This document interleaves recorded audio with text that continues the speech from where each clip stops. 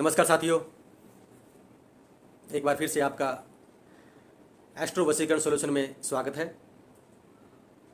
तो दोस्तों, मैंने पिछली वीडियो में देखा कि पीपल की पेड़ की पूजा हम कैसे करते हैं, किस समय करनी चाहिए और क्यों करनी चाहिए, किस समय करनी चाहिए, वो हमने अलग अलग समय का अलग अलग सही उपयोग करके आपको बताया है।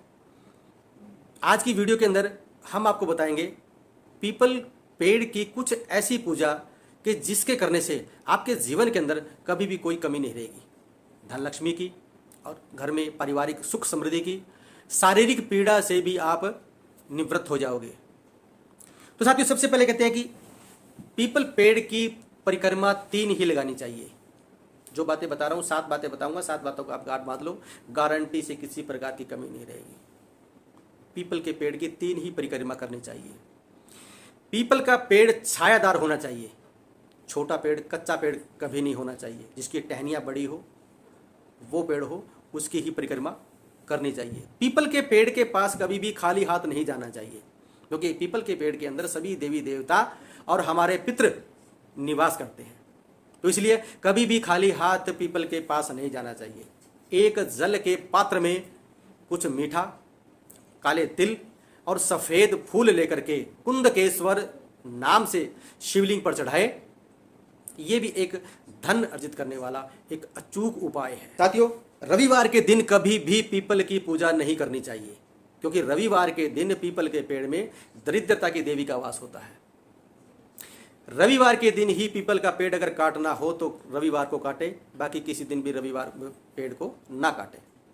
शनिवार को कभी भी पीपल का पेड़ लगाना नहीं चाहिए, बाकी किसी भी वार को आप पीपल का पेड़ लगा सकते हो, मगर शनिवार को नहीं। तो ये कुछ उपाय थे जो आपके जीवन के अंदर धन लक्ष्मी और सुख समृद्धि को कभी भी कमी नहीं रहने देगा। शनि की पीड़ा के लिए आटे का चौमुखा दिया बनाता है। चौमुखा दिया बनाकर के उसके अंदर काले तिल डालकर और सरसों के तेल का पीपल के पेड़ के नीचे शनिवार के दिन संध्या के समय जलाना चाहिए।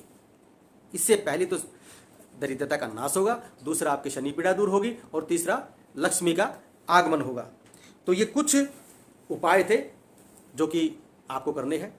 इसे करने से निश्चय ही आपका ध्यान होगा।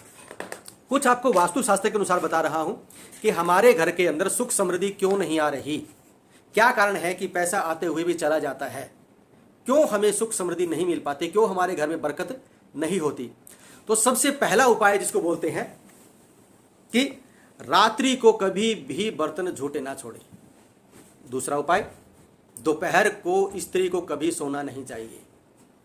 तीसरा, कहते हैं कि जिसके द्वार पर कांटे का पेड़ हो उस घर के अंदर लक्ष्मी कभी वास नहीं करती।